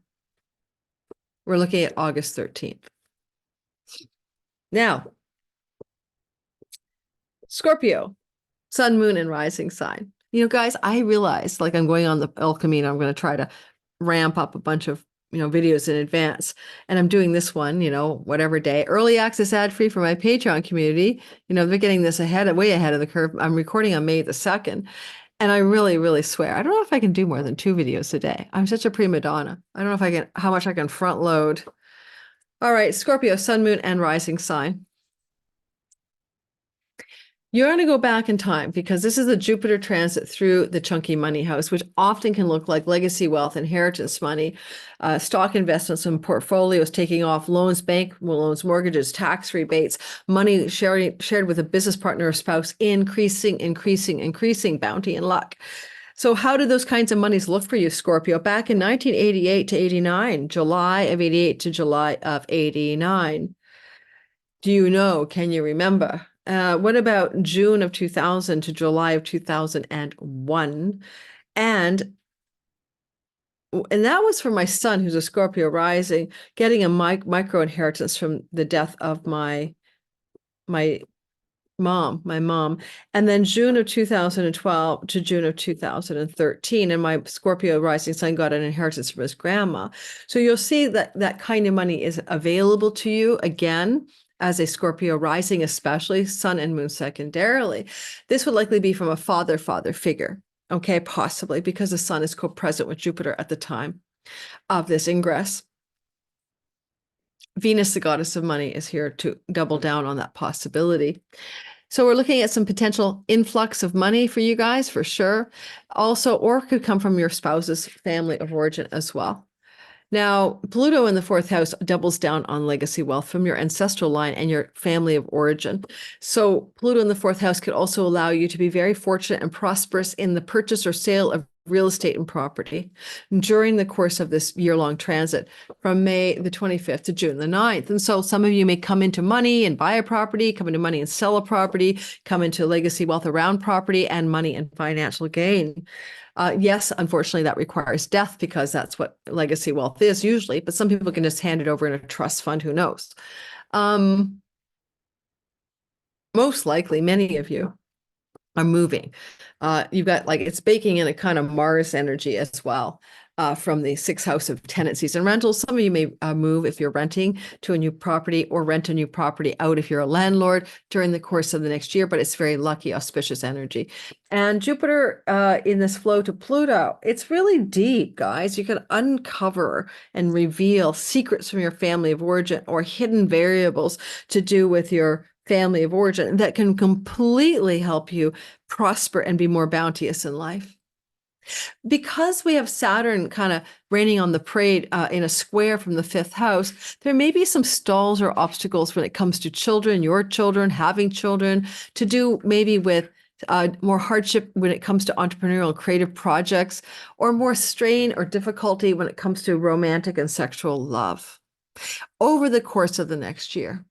And because this also is a Jupiter that flows to the nodes of fate, there's an element of increase in financial success in your work, as well as increase of improvements in your health, as well as some sense of maybe being able to remove addictions from your life for the first time successfully by crawling underneath the foundation of why that addiction exists at all. But it brings luck to your money. In an essence of a story, it's really good for your long-range finances over the course of the next year.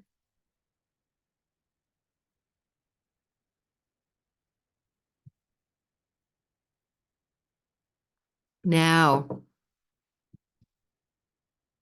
as we move forward into Sagittarius, and by the way, Sagittarius, you are ruled by Jupiter, so you need to be paying attention to him. As he moves into the sign of Gemini, this is your marriage house or your business partners or audience marketplace, clients in public. This is the house of the others that you encounter. And your seventh house can also be about legal contracts and vows and agreements. Now, Jupiter is going to do one of two things. If you're in a difficult relationship and it's not working, especially needing to get out for your highest good, Jupiter will do the blessed ending trick. Now, obviously, Jupiter is going to take a whole year to go through Sag. And so if you're an early born Sag, you get a lot of the heat of Jupiter over the ascendant in the first part of the story in 2024, whereas later degree Sagittarius get most of it in 2025. But you'll find that relationships that aren't right for you can end. And if you're alone and single looking for love, you could meet the love of a life, and a very beautiful marriage type relationship or committed love can follow. If you're in an existing relationship, I forgot to mention engagements, proposals, moving in together, more formal legal arrangements, and expansion of the union. And in general, your significant other does better here. When Jupiter moves through your seventh house, they get collateral luck. And in the next year, your partner in life is lucky and successful and maybe prosperous. Now, because Pluto's trining this from the third house and hasn't done this for over 200 years, this year's transit of May 25th to June the 9th is going to awesomely open up a possibility of a lot of travel with or because of a either business or marriage type relationship. But Pluto in the third house can also transform situations with siblings. This can involve legal contracts and agreements for wealth and power regarding the word sibling. Or possibly there's a powerful transformation and reinvention through the word neighbors and neighborhood and relationship and legalities, contracts and agreements. I would say as well, if you're somebody who's a writing person, you write, you might find your dream contract for a project, a book project, a writing project coming your way, especially the word publishing, as the sun at the ingress rules the house of publishing. So when Jupiter ingresses in, where people are sitting in the sky, stamps it into the whole of the year. I believe I gave you the dates, right? I can't remember. July of 88 to July of 89, June of 2000 to June of 2001, and June of 2012 to June of 2013. Jupiter was in the marriage house. The ongoing square to Saturn during all of this transit is going to feel like Saturn is giving you some difficulties in the home. It's kind of like you might feel heavy burden or super responsible or have an elder move into the home with you, and you're having to deal with that. And it's kind of at odds with the expansion you're feeling in the seventh house. So, I mean, like maybe you and your partner want to move in together, but there's some kind of obstacle to that or some kind of restriction or constraint, like your building doesn't allow, two people to live in your unit or something crazy. So you got some kind of like hold back energy over the course of the next year. Legal contracts and deals and negotiations around property sale can be a challenge.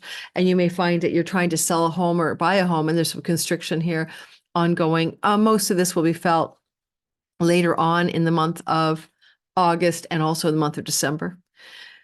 And then the other element here is there's a flow to the nodes of fate where the eclipses are happening, and Jupiter is flowing to the expansion of your creativity, your entrepreneurial success, the fifth house stuff, your joy, and also your fertility. And perhaps this is a very fertile story because Jupiter is with Venus, and that's a fertility goddess in the house of marriage or long-term connection. And there's a flow to the nodes of fate, and there could be a pregnancy in your life for you or your partner in the course of the next year, but also creative projects can really flourish, or entrepreneurial projects can really take off for you in the next year. And maybe a critical decision-making, action-taking crisis of some sort, August the 13th. This crisis is a Jupiter-Mars story. And if there is a crisis moment here with the Jupiter-Mars story in the month of August, it's happening with your partner. They're in a crisis turning point, decision-making narrative. And it may be a bit at odds with things that you're trying to achieve in your own career path, actually. So they may make some decisions. They may make some big turning points. and you're just kind of like on the sidelines of it all. And because whatever is going on with Jupiter Mars on August 13th, it's looking right at you, and Jupiter rules you. There could be some really difficult interactions in the month of August with a main partner in love, a business partner, or somebody in the audience client market space. And there could even be a formal breaking of a legal contract, including a marriage commitment during this transit. Indeed, if we put Juno into the story, which I'm just tempted to do at the ingress for you. Juno is the goddess of commitment and divorce. At the ingress, there's a broad square between Jupiter and Juno. And a lot of you might be having a formal divorce or a breakup in a long-term committed love story coming through the sky during this year.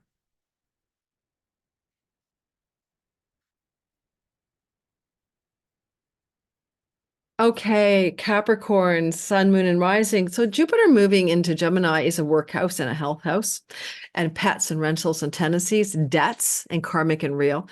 So one thing I'd say, let's go back in time, because if somebody owes you money, right, or you need to clear a debt, you can do it here. The last time this happened was July of 88 to July of 1989. Then June of 2000 to July of 2001, and then June of 2012 to June of 2013. Now, if you're going to look at those other times and compare, it's not going to be quite the same because of Pluto in the second house of assets, possessions, and resources and money is in a flow, a wealth yoga. And if there's money owed to you karmically or in real life, this is coming to you again. You're going to receive this bounty. Now, this is really good for powerful directions in work and career, where new work opportunities are emerging. Some of those may involve foreign places and foreigners, just because Jupiter rules your 12th house and that Rahu North Node is in the 4th. You may be traveling for work, moving away to another country for work, or expanding your prosperity with the word work and foreign countries, foreign places, and foreign shores in the next year. That aside, dream jobs, good jobs, jobs where the boss loves you, luck in jobs and job applications is your specialty during this May 25th to June the 9th transit. Certainly, with a Pluto in the second house, this is a wealthing up, getting more prosperous, getting more resourceful around your possessions. If you have health challenges, you're transforming them through your dietary and food style in the course of the next year. Jupiter will also expand your pets, and some of you may get new pets, especially with Venus here. You may have new pets coming into your life in the course of the next year. Bosses love you. You love bosses. If you apply for a job and you really want it, you're going to get it. Or a job applies for you. You might be headhunted off of this auspicious energy. Now, this is also a situation where there's some constriction regarding siblings, travel, cousins, aunts, uncles, and nieces, and skills-based learning opportunities. There's some kind of contraction and sobriety and seriousness with Saturn continually squaring Jupiter here, especially in August and December when it's more acute. And you may come into some restrictions around travel and sibling relationships during that time. Because this Jupiter transit through your 6th house is flowing to the North Node in the 4th house, expansion of your home, but change of your home because of Mars baking in down there, moving from home, traveling from home, change of home, and expansion of home and destiny, positive things. But if those home changes are happening, it can be rental changes. Jupiter's in the house of rentals, and it be changes because of work opportunities.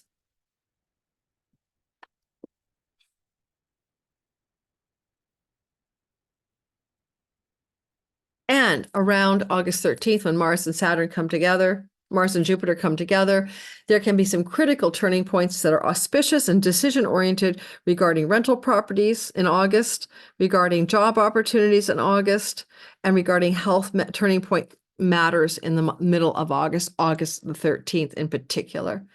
Okay, so I'm going to just pause for a second and stop the share. Remind you to hit the like, subscribe, hit the bell for notification. We're rounding out with Aquarius and Pisces. Just stay tuned. I'll be right back. No, I don't want to stop it. Oh my God. I keep hitting the wrong button. Okay, let's get going and finish up with strong with Aquarius. I am one of you, Sun, Moon, and Rising, as well, of course, then it's Pisces. And let's roll for lucky Jupiter moving through the sign of Gemini. Oh my God, I just had to put some eye drops in and I all blurry. Yes, okay. Am I recording? Sorry, guys. Yes, I am. Okay. Okay, starting off with Aquarius. Oh my God. Okay, Aquarius. Sun, Moon, and Rising sign. Here's what's going on, guys. We're going to say, like, go back in time because this is like about creativity, procreativity, generative energies, inspiration and fun and play and pleasure and the muse. This is where the expansion is. This is your fertility transit for you or your partner or the birth of grandchildren the next year. All of that energy is amplified as Jupiter moves through the fifth house, as well as money luck, like winning a lottery, going to the casino, getting some money there. You can be very auspiciously lucky in winnings as well, in competitions, gambling, and all of that, lotteries. Now, this is a story that is repeating from other times. When did you feel this last, Aquarius?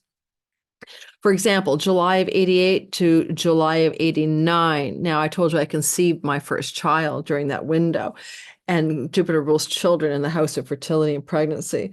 Then June 30th of 2000 to July 12th of 2001. What was this bounteous, exciting, prosperous energy? Now, I inherited money then from my dad who passed before my mom, for example. I got that inheritance money in that window of time. So there was a financial prosperity archetype. And then finally, June of 2012 to June of 2013. Again, Jupiter bounding through your fifth house. And don't forget, I mean, it can be many things, love and romance, of course, but also expansion of your creativity. And so writing projects and stuff. So I was writing up a storm. I was being creative. I was, totally involved in writing, both in all of those ones, actually, I was writing because that's my form of creativity. So there's that expansion, and your children benefit from this. If you already have children, they're getting the Jupiter blessings and they're benefiting from it as well as you. So everybody wins, right? Everyone's a winner now here. So your own children benefit as well. It's lucky. You are lucky. Financial fortunes, good fortunes befall you during this transit. And it's a feel-good transit, Aquarians, because Jupiter is in a trine flow back to you, and you get to receive his blessings in a way that feels awesome. Like you're in the tailwinds of a fairy godfather, and sparkle dust of goodness is flowing back off his ass towards you. And you're like, yay, I'll draft to Jupiter. Send me some more of the tailwinds of your goodness. So this is what goes on.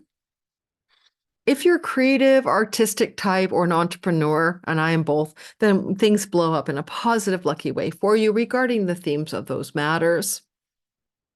Your natural talents and skills that you might have been born with are here, and they expand and create goodness for your life as well. Now, Jupiter is with Pluto in a trine we haven't seen since the 1700s. And that energy is going to mean that something different is happening than the last times these happened. So this, May 25th to June the 9th transit has Pluto power backing it up. That's a wealth yoga, but Pluto is you. You are transforming your reality, becoming connected to authentic, deep excavation of power. And you're also looking at your life through the lens of death and rebirth and profound ability and willingness to transform that which needs to be transformed. Kafka, the metamorphosis. This is your time. You are transforming you. Okay? And Jupiter supports that transformation from the fifth house. And therefore, a lot of your self-transformation this year has to do with getting in touch with joy, enjoyment, inspiration, enthusiasm for reality itself. Now, interestingly, there's some oppositional energy, square energy, difficult, kind of like raining on the parade Saturn in the second house of earnings and possessions and money and savings. And you're conservative and steady, and you're like the tortoise and the hare, and you're saving your money, and you're putting structures in place, like I just incorporated to do that. But it just means you're working hard around money and finances. You're disciplined, perseverant, and hardworking around your financial structures. And that can limit your joy, your fun, your creativity, your fertility, and your play. Now, if you have children, Jupiter here will make you a grandparent. If you are young enough to have children, Jupiter will get you pregnant. Take your pick, okay? There is flow to the nodes of fate. Oh, and Saturn contention and constriction around the money work stories and money savings and finances versus the jubilant enjoyment of life, creativity and fertility and fun. That tension will be felt most acutely in middle of August and the end of December, but it's an ongoing energy field. Like maybe in August, girls just want to have fun and you got to work, and you thought, oh, I'm not going to work. I was going to have fun, but no, you got to work. That sounds like me. I was going to take the whole summer off, and I'll probably go back to work in August. Okay, so because you have a flow to the nodes of fate, the North Node is expanding your opportunities regarding travel, neighbors and neighborhoods, travel, short distances, skills-based teaching or learning opportunities is the third house, online world and writing. Now, writing and online world, right, social media are very intense energies for all Aquariuses right now. And if you want to be writing and communicating through writing, the North Node is propelling that forward, and Jupiter supports that from the house of the Muse. So the Muse is fired up and you're on your game for writing, for producing content like a digital content creator. This is going to be very easy and successful. Now, skills-based learning and teaching is here as well, and Jupiter does support that. But also there's some tension when Mars gets in the mix as well.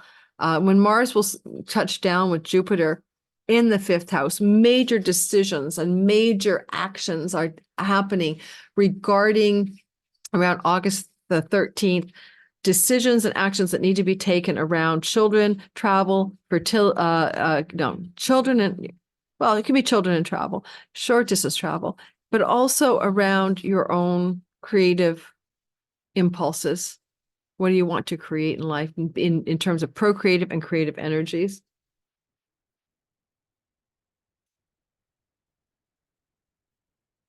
I do want to say that July around the 9th, when we have that wedge to Mercury, who will be in Leo, can be a beautiful time for you of some really blessed energies in a significant long-term and committed love relationship, and also financial money luck. And I told you guys you could win lotteries, but July is exceptional for that because of Mercury in the seventh house at the time, forming a wedge, okay, with Jupiter to the nodes of fate. Okay, next, anything else? Nope. Moving into your Pisces story. So Pisces, you're ruled by Jupiter in the ancient world, not Neptune. You can't use modern rulers and do Time Lord techniques. So just trust me on this one. It's just made up modern rulers. I mean, they don't exist, but well, you do you. Lose the predictive power of the inner planets anyway, or the faster moving planets. So at your own peril. So Jupiter is the ruler of your sign, not Neptune. Now, Jupiter is moving in the sign of Gemini, and this is about your home life, your private life, your domestic life, your mother, your family of origin, your ancestral line, your domicile, the property in which you live, your domestic reality. And this transit expands your domestic reality. So you have some luck, a bigger home, a better home, a brighter home, luck regarding prosperity in home. Now, I just had this transit, right? Jupiter and Taurus for my Aquarius rising, and I got the deal of a century in the most beautiful rental property in Vancouver. Thank you, Lord Jupiter, for the blessings of your transit through the fourth house. So for you guys, it's your turn as a Pisces sun, moon, and rising. What are the Jupiter's blessings that you're going to get regarding your home life? And home life can be prosperous, joyful, and abundant, and you can get richer from inside your home. So if you want to do a home-based business, that's great. And also beautify your home, decorate your home, redesign your home, because of Venus here at the beginning of this transit is indicated. Luck in all things property, home, and real estate indicated for you here, starting from May the 25th to June the 9th. Did I give you the dates? I already did, right? 88, July of 88 to July of 89, June of 2000 to July of 2001, and June of 2012 to June of 2013. You're back in the story of those home and bounteous times for you. Jupiter is a god of travel, I mean, because he flies to friendly skies. And some of you may travel to a new home or from your home a bit more than you normally do. Because you have Pluto, for the first time since the 1700s, flowing in a way to this Jupiter transit. Some of you may rehome yourself to a foreign country or a country foreign to where you currently reside over the next year. You may also be looking at deep and powerful transformations of your ancestral and family curses and things to do with your family of origin secrets, as well as clearing up past life karma once and for good, especially as it impacts your prosperity regarding property and land. Because you're also receiving an ongoing square from Saturn, this is you being the harsh, sober-minded, and realistic taskmaster of reality, and you are stink-eyeing this whole thing, You're like, I don't believe I could be this lucky. I don't believe I can remove those family curses. I don't believe I can shift my home life to be so abundant and prosperous. I'm anxious, I'm fearful, I'm burdened, something like that. You may feel some of that intensity of your own self-limits around your kind of scrunched up face and your anxiousness and your heavy shoulders. You may be feeling some of your own self-limitations then around August the 19th and also December 24th, give or take a month on either side, as a slower moving transit of Jupiter and Saturn in a square become outpictured in your life. Now, you could just be very realistic during those times, right? And the realism is not necessarily a bad thing. Then we look at the fact that this whole Jupiter story is flowing to the north and south node. The north and south node, you want to increase your possessions, your resources, and your money and your earnings. That's the north node in your second house, healing a wound around your finances that's been playing out since 2018, chironic wound. You're turning it around. You're coming into a time of greater financial wellness, savings, prosperity. But Jupiter flowing to that from the fourth house can indicate some prosperity from an inheritance or family of origin situation, right? Somebody in your larger social networks or your marriage partner's family, that money coming to you from that place is going to be expanding your own prosperity as well.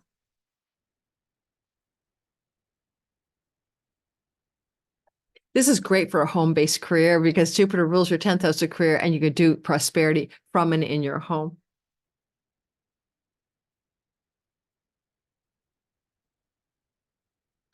Okay, the last thing I might mention here, when Jupiter and Mars get together on August 13th in your fourth house, there can be a very catalytic, explosive moment. There could be a very big domestic argument with somebody with whom you are living, or it can be a major blowout, but a decision or an action plan that's taken to leave or end or sever or cut away from a home, property, or piece of real estate. This is the month of August, around the 13th. Because this blowout does have a kind of like baked in square to Juno in the 7th. I mean, Juno is there at the ingress of Jupiter.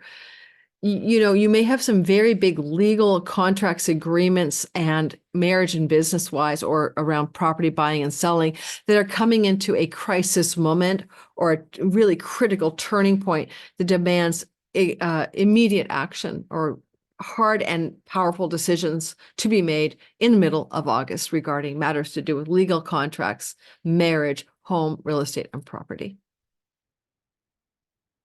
The sun does rule your sixth house of pets and rentals. And maybe with Venus here, some of you are going to have a beautiful new animal coming home to live with you, bringing a new pet into the home over the course of the next year, or major rental property opportunities coming to you over the course of the next year as well. I hope that's useful for you guys. I hope that makes some sense. I hope that this is going to help you navigate the year ahead. So that is the Jupiter Gemini story. I'll be putting out another video closer to this Jupiter and Gemini narrative because I really want to cover some of the elements of it on the geopolitical spectrum that I didn't have time to get ready for today, especially the trine to Pluto in Aquarius, reminding us all that China's ascendant is Aquarius, and Jupiter flowing to the Aquarian ascendant of China is going to be really good for China. and other countries that have Aquarius overlaps and other world leaders who have Aquarian overlaps as well. A lot of you are asking me to do content on your country, like England or Canada, for your world leaders, or Mexico. Well, I'm starting a channel called The World in Our Stars, I think in the fall. That will also be a podcast, and I hope to then cover more world events and political or mundane astrology. But because my videos here are a blend of both, I don't have time to do all the research. I will say that Justin Trudeau, my country's leader, had a chironic wound on the election. I looked at his chart during the election year, and he was in a solar return chart and or a solar arc with Chiron on the midheaven, which means the terminally wounded leader with a wound that will not heal. And he's under a lot of pressure in my country right now regarding multiple misbehaviors and mismanagements. And now he wants to tax the capital gains tax for corporations up a notch. Again, people don't like that. So he will not be reelected. I can tell you that much. He won't even run. Someone will step in to take his place. But I don't think that the Liberal government will make another win. I think it's going to be the Conservatives, I hope. Okay, because I just incorporated, and now they're increasing the capital gains tax from 50% to 75%, and gains are taxable or added to your income and then taxable. And I'm like, really? Okay. Thanks, guys. Thanks for listening. Like, subscribe, hit the notification bell. This is going to be sent out to my Patreon community on May the 2nd, early access ad-free content. If that appeals to you, or May the 3rd, whatever, they all want the timestamps, but my timestamping sister has to do it first, and then I can send it to the content to them with timestamps, I guess, on May the 3rd. All right, ciao, everyone. Have a wonderful day. Take care. Wonderful Jupiter in Gemini transit. Let's hope it brings an end to war between neighbors and brothers.